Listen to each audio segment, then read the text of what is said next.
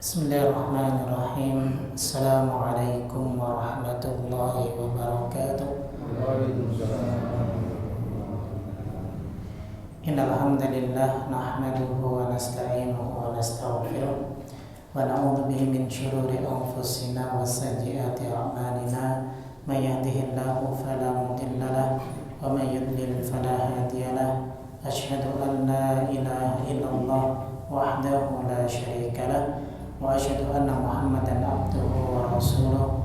Allahumma shalli wa sallim wa barik ala nabiyyina Muhammadin wa ala alihi wa ashabihi wa man tabi'ahum bi ihsanin ila yaumiddin. Wa ba'd. Akhwatul kiram, jamaah sekalian rahimakumullah. Alhamdulillah, pertama kita panjatkan syukur kita kepada Allah Subhanahu wa taala. Kemudian salawat dan salam tak lupa kita tujukan kepada Nabi kita Muhammad sallallahu alaihi wasallam. Baik, kita lanjutkan pembahasan kita masih di syarat sahnya sholat. Terakhir kita di poin yang ketiga, yaitu tentang satrul aurah ma'al qudrah, yaitu menutup aurat sesuai dengan kemampuan. Dan ini bagian daripada syarat sahnya sholat. Kemudian kita akan lanjutkan di syarat sah sholat yang keempat adalah istiqbalul kiblati ma'al qudrati, yaitu menghadap kiblah sesuai dengan kemampuan kita. Dan ini termasuk di antara syarat sah sholat seorang hamba. Ketika dia sholat harus menghadapkan ke arah kiblat.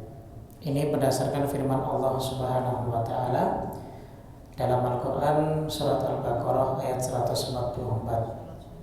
Allah taala berfirman, "Qad nara taqalluba wajhika fis sama'i falan walliyannaka qiblatan tardaha fawalli wajhaka syatral masjidil haram." Jadi di ayat ini ada lafaz fawalli wajhaka syatral masjidil haram, maka palingkanlah wajahmu ke arah masjidil haram. Jadi kiblat kita adalah Ka'bah. Ka'bah letaknya di Masjidil Haram, begitu. Kemudian dalil yang kedua ini dari Ibnu Umar, sebuah athar yang diriwayatkan oleh Imam Bukhari dan Muslim. Ia pernah menuturkan ketika manusia ataupun ketika jamaah sedang melaksanakan sholat subuh di Masjid Quba, kemudian ada seseorang yang mendatangi jamaah ini. Dia mengatakan bahwa inna Rasulullah sallallahu alaihi wasallam unzila alaihi lailatul Quran. Sesungguhnya Rasulullah sallallahu alaihi wasallam telah diturunkan kepadanya semalam Quran, yaitu wahyu. Wa qad umira an yastaqbilal Ka'bah. Beliau diperintahkan ketika sholat untuk menghadap ke arah Ka'bah. Fastaqbaluha, maka arahkanlah wajah kalian ke arah Ka'bah. Wa kanat wujuhum ila Syam, karena sebelumnya mereka sholat menghadap ke arah Syam, yaitu ke arah Masjidil Aqsa. Jadi kiblatnya kaum muslimin itu dulu ke arah Masjidil Aqsa. Lalu kemudian Allah memerintahkan untuk mengarahkan kiblatnya ke arah Masjidil Haram. Begitu ya. Ini hadis yang diriwayatkan oleh Imam Bukhari dan Muslim serta Nasai. Nah, dari dua dalil ini menunjukkan bahwa menghadap kiblat ini merupakan syarat sahnya sholat. Karena memposisikannya untuk menghadap ke arah kiblat ini merupakan posisi sebelum kita memulai mengerjakan sholat. Sehingga ini bagian daripada apa? Hal-hal yang wajib bagi kita untuk kita perhatikan ketika kita hendak menunaikan ibadah sholat, begitu ya. Baik. Kemudian dalam keadaan apa gugurnya ataupun dibolehkannya kita untuk tidak menghadap kiblat. Jadi ada beberapa keadaan meskipun menghadap kiblat ini merupakan syarat sahnya sholat, sekali lagi Islam itu tidak kaku. Islam itu selalu memberikan kemudahan bagi kita semua. Makanya jangan mempersulit dalam beragama. Tidak perlu kita terlalu ekstrim dalam beragama, apalagi terkait masalah ibadah yang dimana di setiap kewajiban itu pasti ada hal-hal yang diringankan ketika ada beberapa keadaan yang dialami oleh hamba. Ya, di antaranya adalah tentang menghadap kiblat ini. Ya, boleh tidak menghadap kiblat karena beberapa hal. Yang pertama adalah al-ajiz an istiqbalil kiblat. Dia benar-benar nggak bisa ketika hendak sholat itu mau menghadap kiblat. Keadaan seperti ini itu biasanya dialami orang yang sakit, karena dia sholatnya berbaring. Ya, sekali lagi sholat ini hatta kita sakit Pak, jangan ditinggal. Wajib kita kerjakan sebelum benar-benar kita ini disolati. Ya, kita tetap wajib, kewajiban itu tetap ada pada kita. Nah, keadaan orang yang tidak mampu menghadap kiblat diantaranya dia orang yang sakit yang memang benar-benar tidak bisa bergerak, dan tidak ada orang yang mau untuk menghadapkan dirinya ke arah kiblat, atau memang posisinya misal di rumah sakit sulit untuk dihadapkan ke arah kiblat. Mungkin badannya semuanya penuh dengan selang, ya, sehingga dia susah untuk bergerak. Makanya dalam keadaan seperti ini boleh menghadap ke arah manapun. Bahkan dalam sholatnya pun tidak bergerak, tidak mengapa, dengan cara menggunakan isyarat. Nah, ini keadaan yang pertama. Karena Allah Ta'ala berfirman, fattaqullaha mastata'tum. Bertakwa kepada Allah itu semampu kita. La yukallifullahu nafsan illa wus'aha. Allah tidak akan membebani jiwa kecuali yang dia mampu. Kalau tidak mampu, tidak akan mungkin dibebankan kepada hamba Allah tersebut. Itu yang pertama. Kemudian yang kedua adalah man khufiyat alaihi al-qiblah fajtahada fasalla ila ghairiha. Barang siapa yang ketika dia tidak tahu arah kiblat, mungkin dia berada di satu tempat. Ini pernah kejadian, saya pribadi pernah mengalaminya Pak, ketika saat itu kita berada di sebuah hotel yang dimana hotel tersebut tidak nampak arah kiblatnya. Lalu kemudian saya berijtihad saja lah, bismillah, kayaknya ke arah sini. Waktu itu terjadi di Riyadh, ya, waktu kami di sebuah hotel. Ternyata di dalam kamarnya itu tidak ditempeli arah kiblat, sehingga kita sholat saja. Nggak terpikir juga kalau handphone itu bisa digunakan untuk mencari arah kiblat, karena memang kebetulan waktu paket, ya, data umrah itu sudah habis, ya. Karena biasanya kan ada tawaran-tawaran dari beberapa beberapa kartu, ya, ataupun beberapa seperti Telkomsel dan yang lain sebagainya. Itu ada tawaran paket umroh 9 hari sekian 300.000. Jadi kalau sudah 9 hari ya sudah, paketnya mati, meskipun di situ masih sisa. Nah, kebetulan kami saat itu singgah di wilayah Riyadh, ya, sekitar 1 hari semalam lah kita di situ, di satu hotel yang di situ tidak ada arah kiblatnya. Kita sholat saja. Saya sholat saja saat itu, tidak tahu arah kiblat di mana. Gitu. Nah, hal yang seperti ini kita berijtihad boleh, karena memang kita tidak mengetahuinya, ya. Lalu kemudian bagaimana keadaan seseorang yang dia tidak tahu arah kiblat, sedang sholat. Kemudian mungkin ada temannya yang saat itu tiba-tiba bersuara bahwa arah kiblatnya salah, ya. Arah kiblatnya harusnya ke arah sini lah. Kalau kita tahu saat itu, maka kita boleh untuk memutar ke arah kiblat yang aslinya, begitu. Nah, jika seandainya sholatnya telah selesai, ya, apakah sholat tersebut diulang ketika kita mengetahuinya? Tidak, ya, tidak. Jadi sudah fa'aina ma tuwallu fathamma wajhullah. Kemanapun kalian itu menghadap, maka disitulah ada Allah. Ini dalil umum. Ya, saat kita memang berada di keadaan di mana kita tidak mengetahui arah kiblat yang sebenarnya. Kalau sudah selesai kita sholat, ya sudah, tidak perlu lagi kita ulang. Nah, itu yang kedua. Ya, jika kita memang benar-benar tidak tahu arah kiblat. Kemudian yang ketiga adalah inda syiddatil khaufi min aduwin wa nahwihi. Saat dimana kita benar-benar ketakutan yang luar biasa dari musuh atau yang sejenisnya, kita ini masih tetap diperintahkan untuk sholat meskipun dalam keadaan takut. Allah Ta'ala berfirman dalam surat Al-Baqarah ayat 238 sampai 239. Hafidhu ala salawati wa salatil wusta wa qumu lillahi qanitin fa in khiftum farijalan aw rukbana. Jagalah 5 salat yang telah ditetapkan kewajibannya, dan begitu pula jagalah salatul wusta, yaitu salatul asar. Lebih ditekankan salat asar. Makanya dalam satu hadis Nabi pernah bersabda, barang siapa yang meninggalkan salatul asar, ya, maka pahala setiap amalnya pada hari itu gugur semua. Jangan sampai kita tinggalkan sholat asar.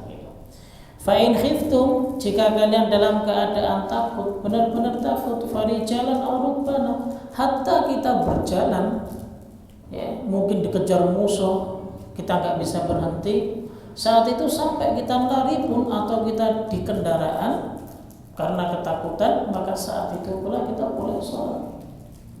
Ya, tidak usah memperdulikan arah kiblat itu mana. Kalau kita nyari dulu arah kiblat, ya kita ketangkep musuh. Ya. Sehingga ketika dalam keadaan seperti itulah kita diperbolehkan untuk tidak memperhatikan arah kiblat karena memang kita tidak mengetahuinya. Begitu, ya. Baik, kemudian yang berikutnya yang keempat adalah fi sholatin nafilati liraqibi fi safar. Di sholat sunnah saat kita bersafar di atas kendaraan, maka boleh bagi musafir untuk sholat sunnah sedangkan dia berada di atas kendaraan. Nah, kan kita nggak bisa untuk memalingkan, mengarahkan, ya, tubuh kita, posisi kita ke arah kiblat, kan nggak bisa. Karena kita mengikuti berjalannya kendaraan tersebut. Nah, saat-saat seperti itu dalam sholat sunnah boleh, tapi tidak boleh dalam sholat wajib. Begitu, ya. Kenapa? Karena Nabi tidak pernah sholat wajib itu di atas kendaraan, tapi beliau selalu sholat sunnah, ya, yang dimana ketika beliau berada di atas kendaraan maka beliau lakukan. Ketika beliau sholat wajib maka beliau turun kemudian beliau sholat. Tapi yang jadi permasalahan seperti ini, kendaraan dulu dengan kendaraan sekarang berbeda. Keadaan dulu, ya, jalannya dengan keadaan sekarang berbeda. Orang dulu ketika bersafar naik kendaraan pun bisa istirahat di mana saja, ya, bisa sholat kapan saja, ya. Berbeda dengan sekarang. Ketika di mana terkadang kita punya kendaraan sendiri tapi terjebak macet di tengah tol, atau kita sedang bepergian bersafar tapi kita naik angkutan umum sehingga kita tidak bisa turun dan angkutan tersebut memang tidak diperkenankan untuk berhenti, kan begitu.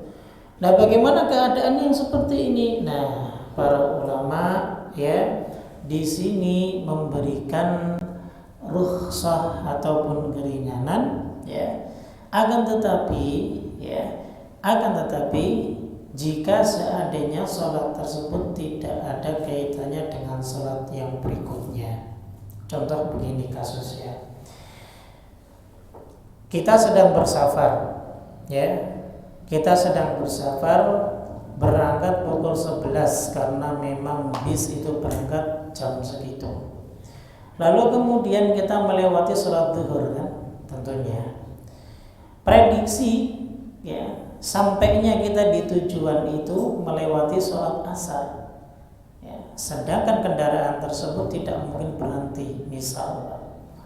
Nah dalam keadaan seperti itu, apakah kita sholat di atas kendaraan ya, ataupun kita menunggu sampai tiba lalu kemudian kita sholat jamak zuhur dan asar. Nah kalau ada waktu kaitan bisa dijamak, kan zuhur dengan asar bisa dijamak, maka para ulama lebih memilih ya dia menjamak takhir sholatnya.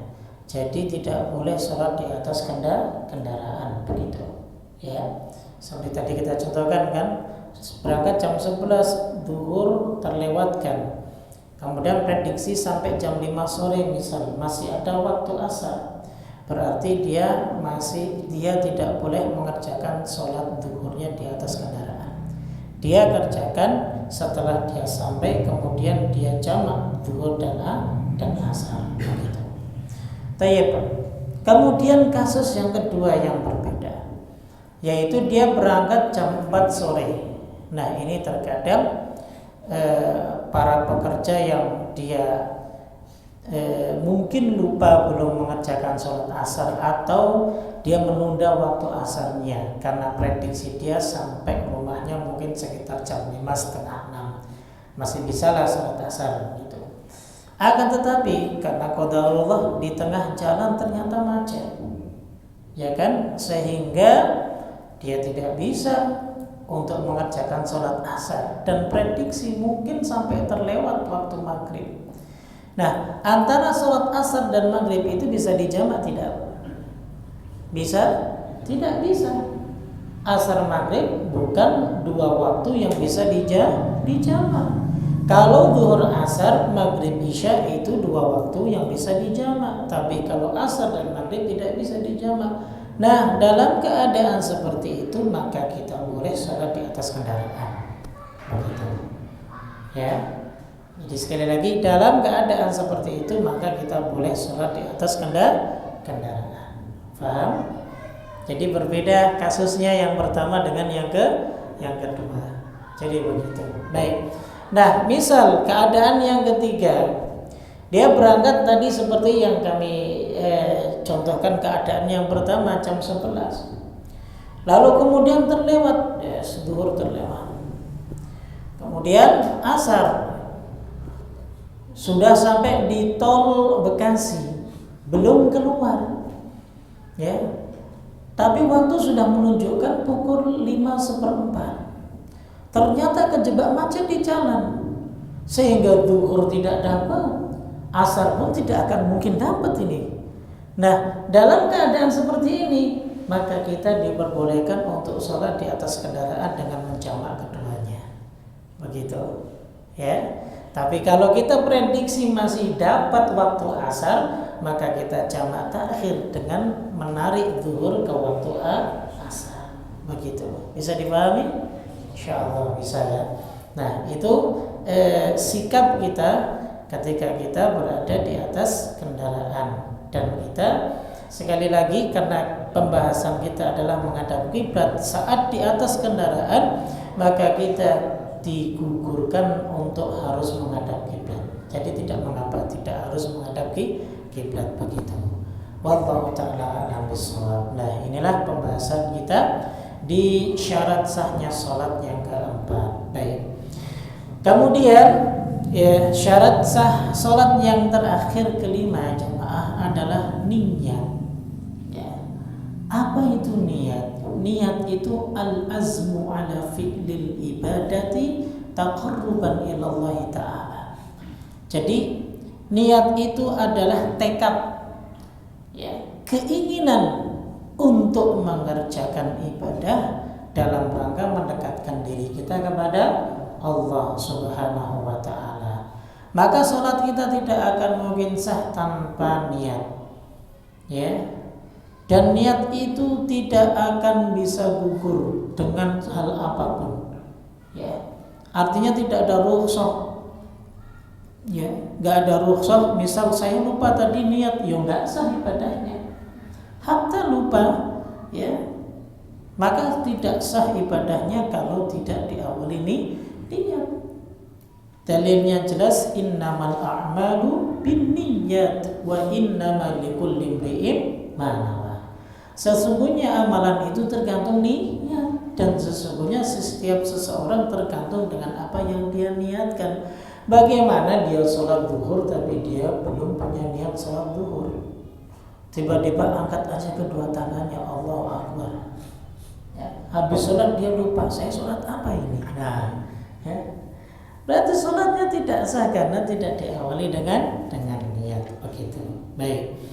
Terkait dengan niat ini, jamaah, bahwa niat itu para ulama sepakat, imam 4 mazhab, bahwa niat itu tempatnya di dalam hati.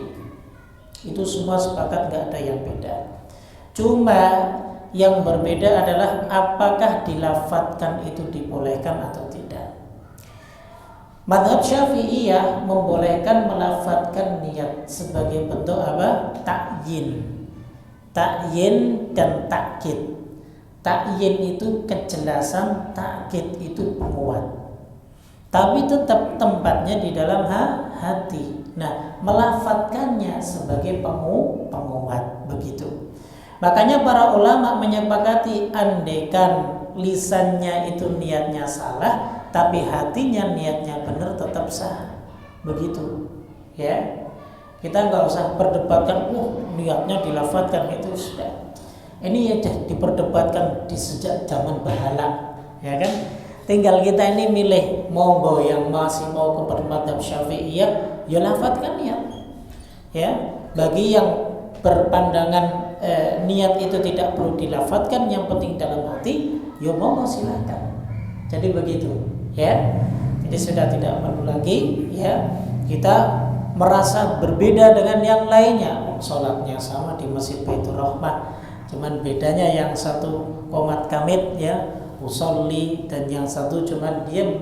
Jangan dibilang yang diam itu enggak niat, jangan dikatakan yang qomat kamit itu lalu kemudian dia enggak bisa niat di dalam hati, tidak. Karena sekali lagi ini bagian daripada ijtihadnya ulama Syafi'iyah. Ulama Syafi'iyah itu adalah ulama-ulama penganut Imam Syafi'i. Jadi begitu, punya pandangan. Satu dari kasus ketika Imam Syafi'i mengatakan bahwa sebelum sholat itu harus berucap, tapi yang dimaksud berucap ini, maka para ulama Syafi'iyah menerjemahkan ucapannya Imam Syafi'i ini adalah harus dengan melafadzkan niat. Jadi begitu. Sehingga kalau kita melihat fenomena saudara-saudara kita yang ada di Indonesia ini, ya, mereka mayoritas mazhabnya Syafi'iyah dan mereka mengucapkan lafaz niat diucapkan dengan lafaz. Tapi pastinya hati pun yang paling penting, ya, hati yang paling penting, begitu, ya. Orang mengucapkan apapun kalau hatinya berbeda tetap berbeda. Ya, karena yang menjadi patokan hati, maka hatilah yang terpenting. Adapun mengucapkan niat ataupun melafadzkannya, maka itu silahkan, karena itu bagian daripada ijtihadnya para ulama. Jadi begitu, ya. Nah, selesai. Jadi sudah, nanti tidak ada pertanyaan bagaimana hukumnya orang yang mengucapkan niat, tidak ada lagi. Biar saya aman, Pak, enggak ditanya begitu, ya kan? Ya, seperti itu. Jadi intinya bagi yang mengucapkan niat, ya silakan mengucapkan. Jadi begitu. Baik, kalau ditanya Ustaz niat apa enggak? Saya niat, ya kan? Kalau enggak niat, enggak sah sholat saya, kan begitu. Ya. Adapun mengucapkan ataupun tidak, ya rahasia saya, begitu. Kan begitu, ya. Nah, itu terkait dengan niat. Jadi selesailah pembahasan kita tentang niat. Kemudian ada beberapa hal terkait dengan niat dan sholat. Ya. Misal seseorang di awal meniatkan sholat tertentu, kemudian di tengah-tengah saat dia sholat merubah niat sholatnya. Ini boleh atau tidak? Nah, di sini ada beberapa keadaan. Pertama, jika sholat itu adalah sholat wajib, Misal sholat zuhur, sendiri ini dia sholat. Lalu kemudian dia ingin merubah menjadi sholat sunnah. Boleh tidak? Tidak boleh. Karena kedudukan wajib itu lebih tinggi daripada sunnah. Begitu. Nah kasusnya begini, misal ada orang yang masuk masjid, kemudian dia sholat zuhur, Allahu Akbar. Karena kebetulan memang Masjid Baitur Rahmah mungkin saat itu ya adzan zuhurnya telat. Yang lain sudah adzan, ini sudah 15 menit, 20 menit, muadzinnya mungkin lupa, ya kan? Ataupun muadzinnya sedang pergi sehingga belum diadzani. Ada musafir yang datang, kemudian dia sholat saja zuhur. Baru dapat 2 rakaat, tiba-tiba kok jamaah baru pada masuk, ya. Lalu kemudian diiqomai, ya, diiqomai mau menunaikan sholat zuhur tentunya karena itu waktu zuhur. Nah akhirnya karena dalam keadaan seperti itu seseorang tersebut, sudah deh, saya niatkan ini sholat sunnah, begitu. Boleh atau tidak? Tidak boleh, ya. Maka dia tetap harus melanjutkan sholat wajibnya tersebut kalau memang itu sudah masuk waktu zuhur. Selesaikan saja, tidak mengapa meskipun di sini ditekankan sholat berjamaah. Adapun setelah sholat kemudian kita mau ngikut sholat lagi pun itu tidak mengapa. Itu bagian daripada nafilah ataupun tambahan kita. Jadi itu tidak mengapa. Itu pertama, ya. Jadi tidak boleh merubah sholat wajib, niatnya sudah dari awal wajib, di tengah-tengah mau dirubah sunnah, maka itu tidak diperbolehkan. Kemudian yang kedua adalah bahwa merubah niat sholat wajib ke sholat wajib yang lain. Contoh, kasusnya begini, sudah masuk sholat asar. Biasa anak muda Pak, sudah hidupnya jomblo sendiri, belum punya istri kan, tinggal di kos-kosan, sering telat kalau bangun, begitu. Dia bangun mengingat, waduh aneh belum sholat nih, sudah 3:30, wudu, Allahu Akbar. Ternyata dia ingat tadi tidurnya di jam 10 pagi, ya, 14 sampai jam 3:30 gitu. Dia nggak tahu ternyata zuhur belum sholat. Akhirnya, waduh iya, aneh belum sholat zuhur, aneh udah niat asar tadi, aneh rubah dah niat sholat zuhur. Ini nggak boleh, tidak diperbolehkan, karena seseorang dinilai dari niat awalnya, ya. Tadi dia sudah meniatkan niat sholat asar, ya kerjakan niat sholat asar, setelah selesai baru kerjakan sholat zuhur sebagai bentuk apa? Bentuk qadha, begitu. Ya, itu yang kedua. Kemudian yang ketiga adalah dari sholat sunnah ke wajib. Ini pun tidak diperbolehkan, ya. Dari sholat sunnah ke sholat wajib. Nah, ini sama dengan dari wajib ke sunnah. Ini tidak boleh. Kemudian yang keempat adalah dari sunnah yang muayyan ke sunnah yang mutlak. Sunnah muayyan ke sunnah yang mutlak. Kasusnya begini, contoh. Sunnah muayyan itu maksudnya dia sholat sunnah muqayyad yang ada dalil khususnya. Kalau sholat sunnah mutlak itu kan bebas, ya. Dia sholat 2 rakaat, sholat apa aja, yang penting saya mau sholat sunnah. Jadi nggak ada namanya, yang penting sholat sunnah mutlak, begitu. Nah kasusnya seperti ini. Ketika ada seseorang yang ingin sholat sunnah qobliyah zuhur, karena sholat sunnah qobliyah zuhur itu ada 2 riwayat. Riwayat pertama 2 rakaat, riwayat kedua 4 rakaat. Dan 4 rakaat Pak, yang disunahkan adalah mengerjakannya 4 rakaat dengan 1 salam. Ya, 4 rakaat dengan 1 salam. Dengan 1 tahiyat, bukan 2 tahiyat. Ya, ini sunnahnya, ya.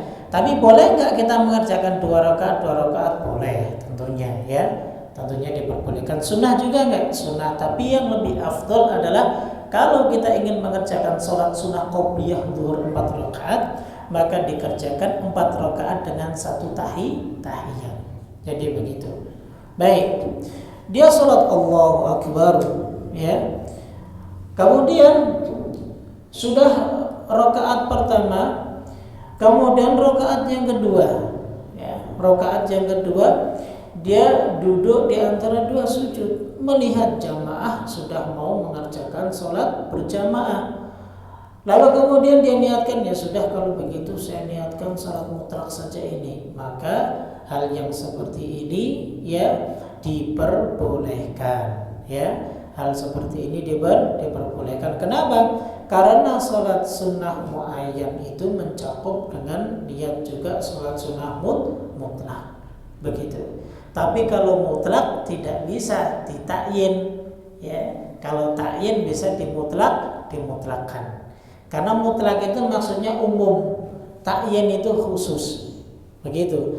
Kalau orang sudah mengerjakan yang khusus, maka dia pun dapat yang umum. Tapi kalau orang mengerjakan yang umum, belum tentu dapat yang khusus, begitu. Itu yang dimaksud. Sehingga kalaupun dia membatalkan dengan hanya 2 rakaat saja dia kerjakan, maka itu diperbolehkan, begitu, ya. Baik. Kemudian yang berikutnya adalah dari sunnah muayyan ke sunnah muayyan. Ini tidak diperbolehkan, ya. Sekali lagi saya beri gambaran, sholat sunnah muayyan itu sholat sunnah yang ada dalil khususnya. Contoh tahiyatul masjid kan ada dalilnya, ya. Misalnya idza dakhala ahadukum al-masjida fala yarqud fala yajlis hatta yusalli rak'atain.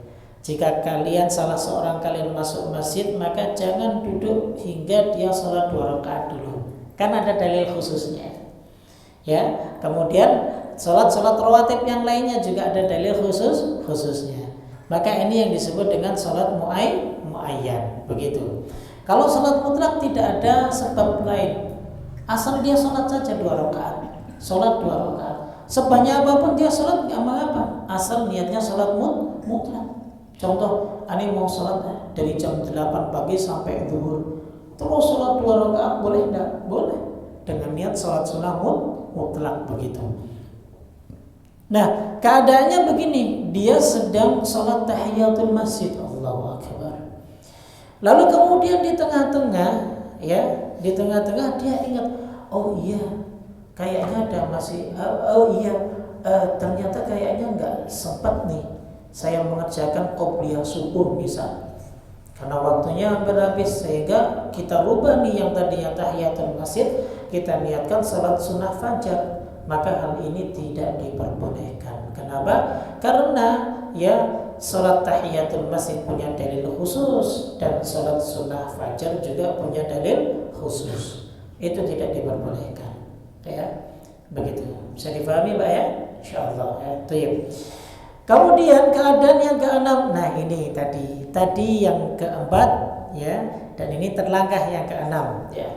Dari sholat sunnah mutlak ke sholat sunnah muayyan. Nah, seperti yang tadi saya analogikan, itu tidak diperbolehkan, tidak sah, ya. Karena sekali lagi, kalau orang mengerjakan yang muayyan dapat yang mutlak, tapi kalau mengerjakan yang mutlak belum dapat yang muayyan, begitu, ya. Misal saya sholat tahiyatul masjid, maka saya pun dapat sholat mutlak. Tapi kalau saya sholat mutlak, saya nggak dapat sholat tahiyatul masjid, begitu yang dimaksud, ya. Baik. Nah itu, ya, merubah niat yang seperti itu tidak diperbolehkan. Baik. Kemudian yang berikutnya adalah dari niat imam menjadi makmum, boleh enggak? Boleh. Diperbolehkan. Dari niat imam menjadi makmum, hal itu diperbolehkan, ya. Contoh kisahnya Abu Bakar ketika mengimami. Kemudian Rasul Shallallahu Alaihi Wasallam datang. Sempat Rasulullah mempersilakan Abu Bakar teruskan sholatmu, tapi tetap Abu Bakar mundur. Sehingga Rasulullah menjadi imam saat itu. Kemudian Abu Bakar merubah dari yang imam menjadi makmum. Itu diperbolehkan, ya. Baik, itu yang ketujuh. Kemudian yang kedelapan adalah, ya, menjadi makmum dari satu imam, kemudian merubahnya menjadi makmum dari imam yang lain. Nah, itu diperbolehkan. Ini seperti tadi kasusnya Abu Bakar, kan. Awalnya jamaah dia diimamin Abu Bakar, ya kan. Artinya adalah dia makmumnya Abu Bakar. Ketika datang Rasulullah yang menggantikan Abu Bakar di tengah sholatnya, maka makmum tersebut boleh merubah niatnya dari yang tadinya Abu Bakar menjadi Rasulullah SAW. Nah, yang seperti ini diperbolehkan. Mungkin kasusnya kalau kita begini, Pak. Ada imam misalnya di Baitur Rahmah. Imam salat maghrib, Allahu Akbar, salat. Baca Bismillahirrahmanirrahim. Alhamdulillahi Rabbil Alamin. Buang gas. Kita makmum, ya. Tadinya, ya, niat kita menjadi makmumnya Pak Kamal. Misal Pak Kamal buang gas. Akhirnya tentunya Pak Kamal membatalkan diri, sehingga yang di belakangnya naik ke imam, ya. Misalnya yang di belakangnya Bang Nana naik menjadi imam. Nah, kemudian kita sebagai makmum mengetahui hal itu, maka itu diperbolehkan merubah bermakmum dari yang Pak Kamal menjadi bermakmum kepada Bang Nana, misal. Maka hal seperti ini diperbolehkan. Ya, kabarnya seperti itu. Kemudian yang berikutnya adalah dari sholat munfarid kemudian merubah niat menjadi imam. Begitu. Ya. Maka ini diperbolehkan. Seperti contohnya orang yang sholat sendiri kemudian ada orang yang ikut dia menjadi makmum. Maka ini diperbolehkan. Seperti kasusnya Ibnu Abbas radhiyallahu taala anhuma ketika ia sedang menginap di rumahnya Nabi SAW.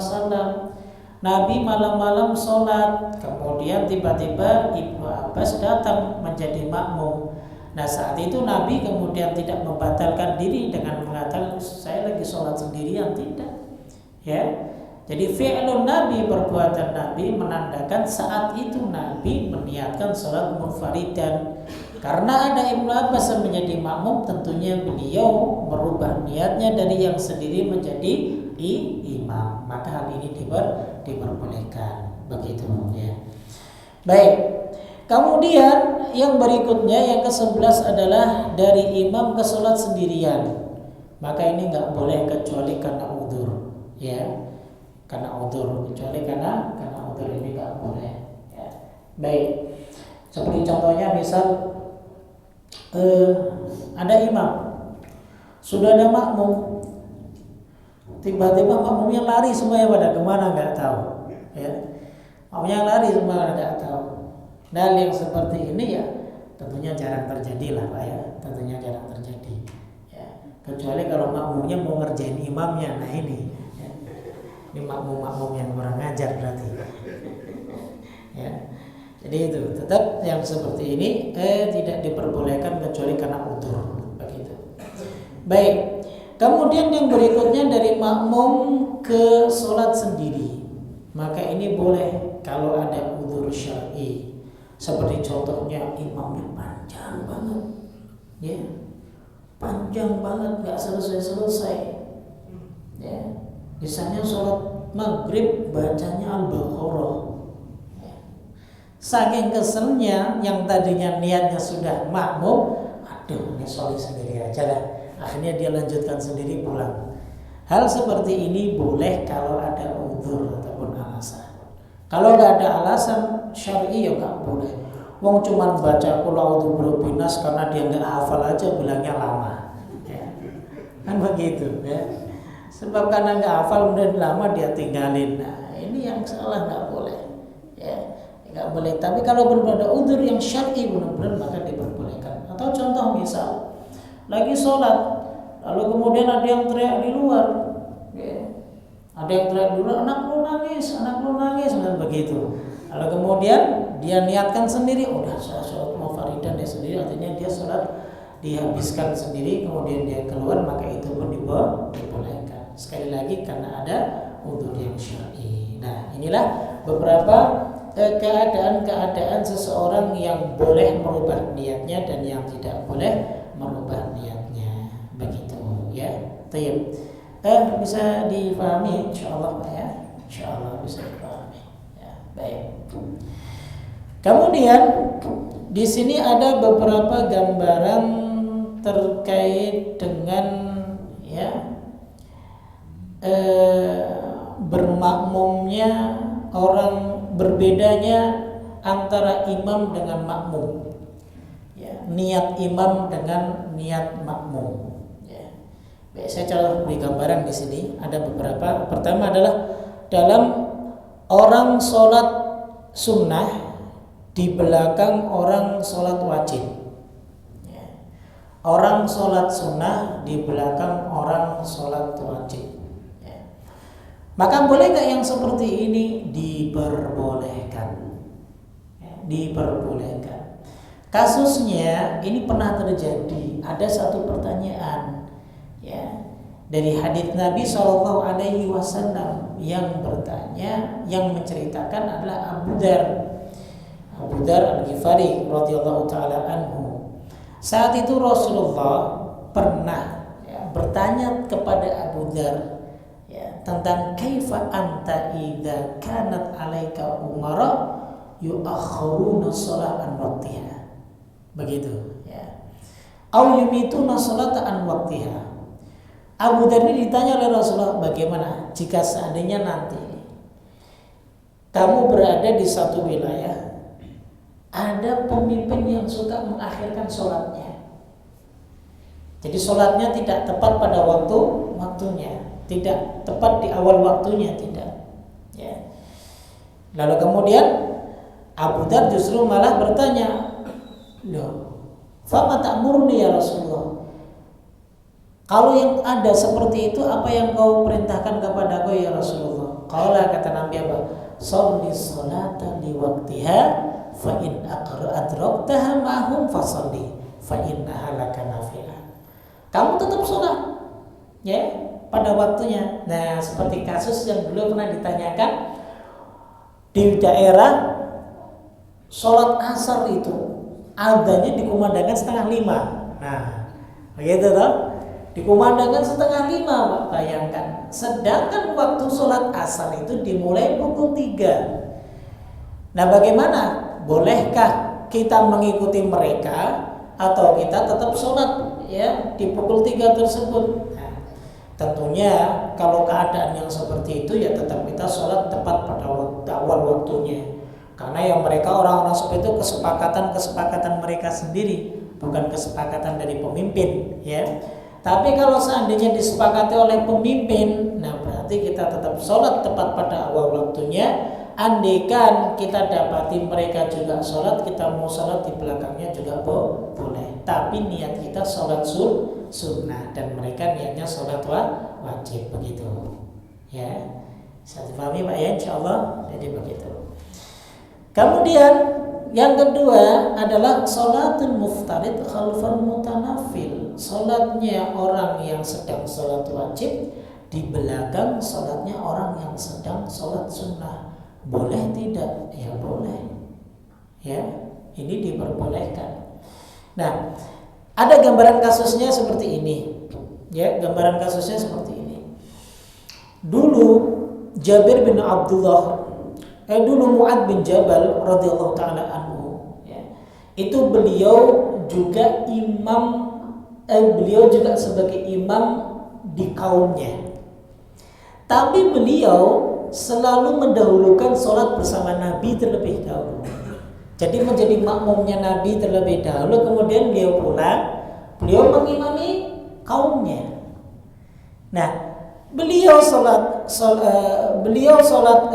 wajib, beliau sholat sunnah, sholat muftarid khalfal mutanafil. Jadi sholatnya orang yang wajib di belakang sholatnya orang yang di belakangnya sholat orang yang sholat di belakang orang yang sholat sunnah.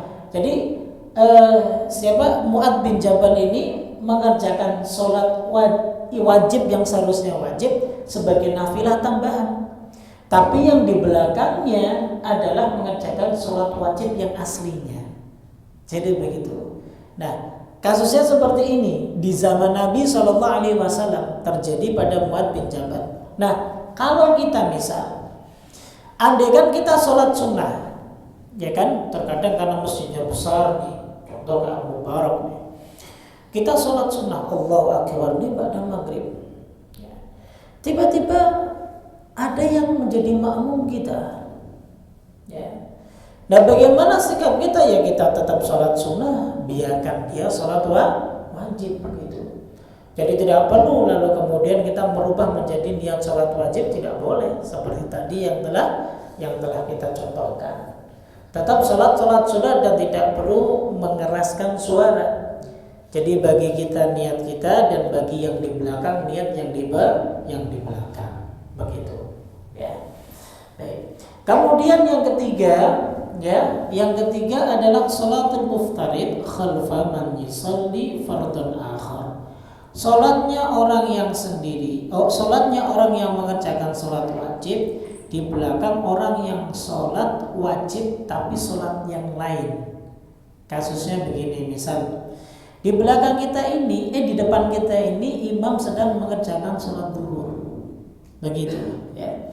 Nah di belakangnya kita ini, contohnya beginilah, di depan kita orang mengerjakan sholat asar, gitulah. Nah kita ini di belakang karena belum sholat zuhur, nah kita niatkan sholat zuhur, begitu. Nah di sini para ulama membagi dengan 3 keadaan. Pertama, jika jumlah rakaatnya sama, ya maka ini jelas boleh, boleh. Seperti tadi imam dengan makmum dengan niat yang berbeda diperbolehkan karena ada itu. Kemudian yang kedua, jika jumlah rakaat sholatnya makmum itu lebih banyak dari imam, contoh seperti sholat zuhur di belakang sholat subuh ataupun sholat maghrib, maka ini boleh, begitu diperbolehkan. Kemudian yang ketiga, jika seandainya jumlah rakaat makmum itu lebih sedikit dari imam. Nah ini sebagian ulama ada yang mengatakan tidak diperbolehkan. Jumlah rakaat makmum lebih sedikit daripada jumlah rakaat imam. Misal makmum belum sholat maghrib, tapi waktu sholat isya, imamnya mengerjakan isya, makmumnya maghrib, maka di sini tidak diperbolehkan.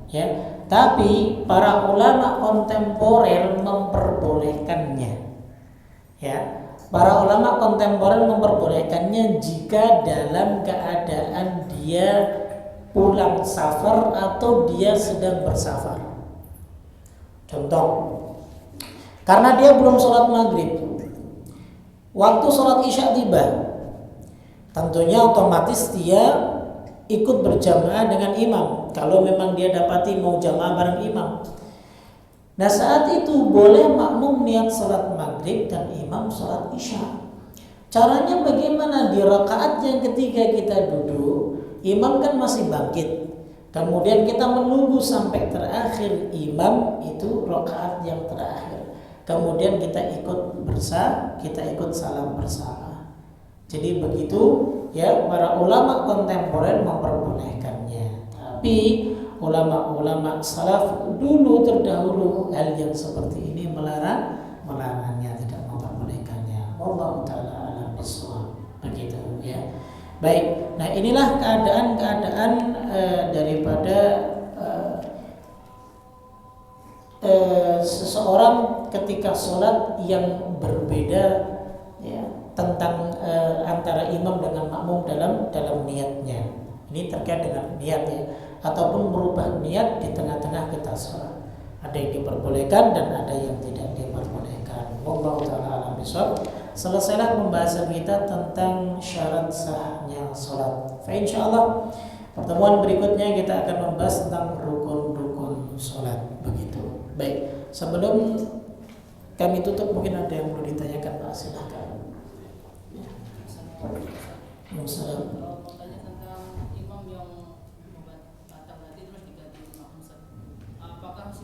Makmum yang jadi menggantikan imam itu meneruskan bacaannya imam sebelumnya atau mau ulang dari awal sih?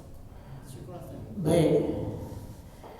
Kalau keadaannya mengulang bacaannya atau mengulang rakaatnya? Bacaan. Kalau imam yang pertama belum selesai membaca Al-Fatihahnya, maka dia ulang dari awal membaca Fatihahnya. Karena itu merupakan rukun Fatihah itu.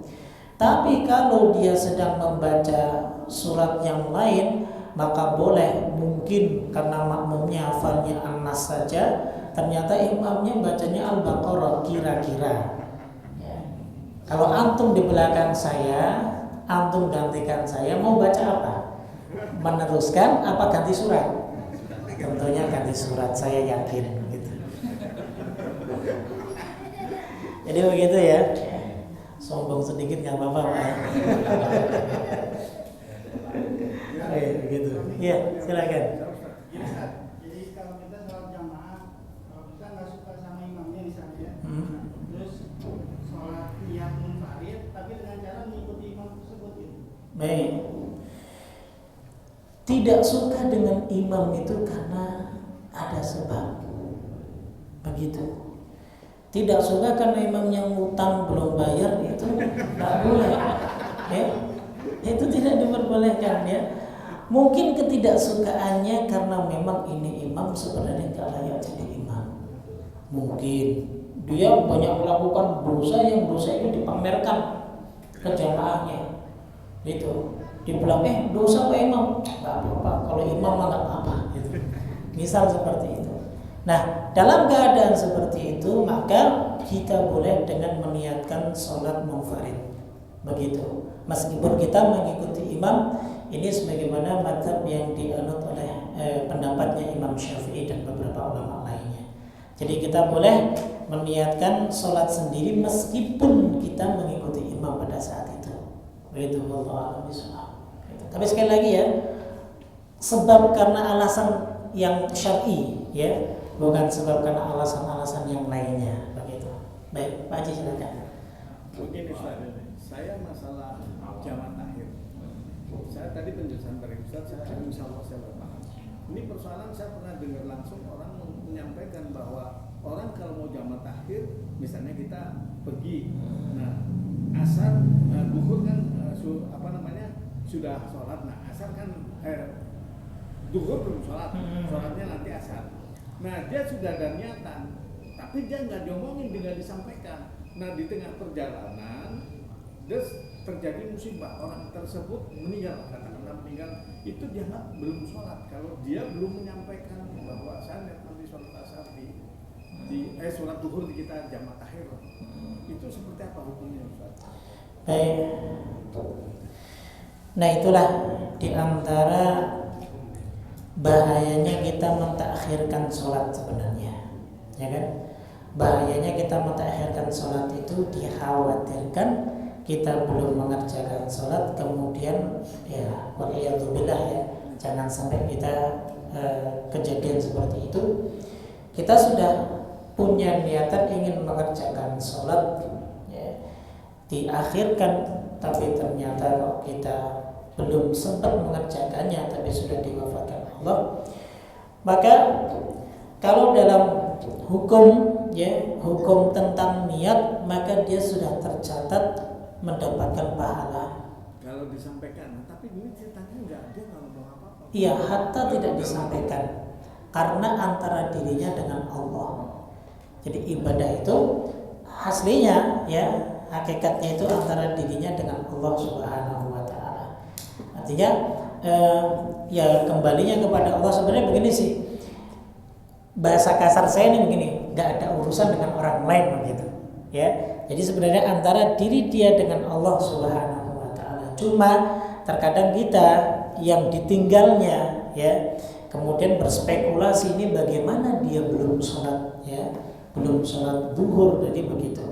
Tapi yang jelas ya kita berhusnudzon dan kita doakan mudah-mudahan dia itu sudah meniatkan ingin menjamak takhir, karena kebetulan Allah Subhanahu wa taala mentakdirkan dia wafat terlebih dahulu. Tapi sih sekali lagi ya, makanya sebagian ulama, saya tambahkan sedikit ya, sebagian ulama itu kalau terjadi kasus yang seperti tadi, andaikan memang benar-benar dia khawatir ya, nanti takut ada hal-hal yang tidak dia inginkan, maka dia boleh sholat di atas kendaraan. Begitu ya.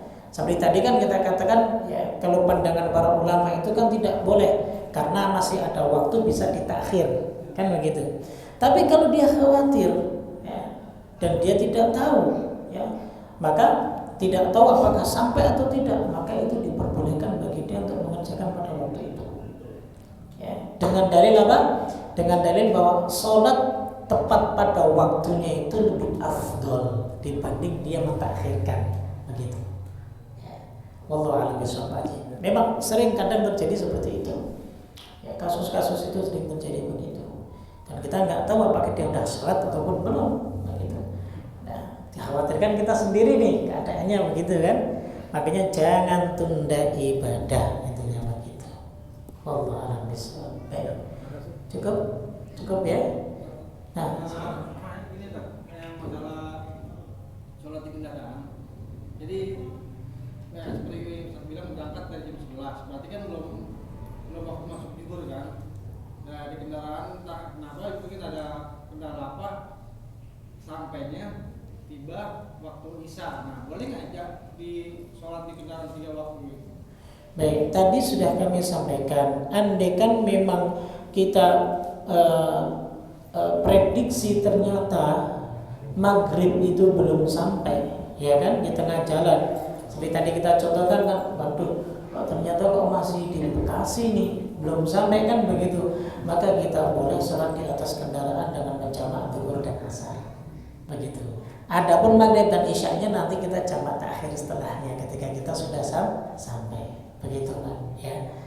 Wallahu a'lam bishawab. Agar supaya kita tidak melewati batasan waktu yang sudah ditetapkan dalam syariat. Begitu. Baik. Begitu ya, kita cukupkan ya. Insyaallah kita teruskan pada pertemuan mendatang. Subhanakallah wa bihamdik, asyhadu an la ilaha illa anta astaghfiruka wa atubu ilaik. Assalamualaikum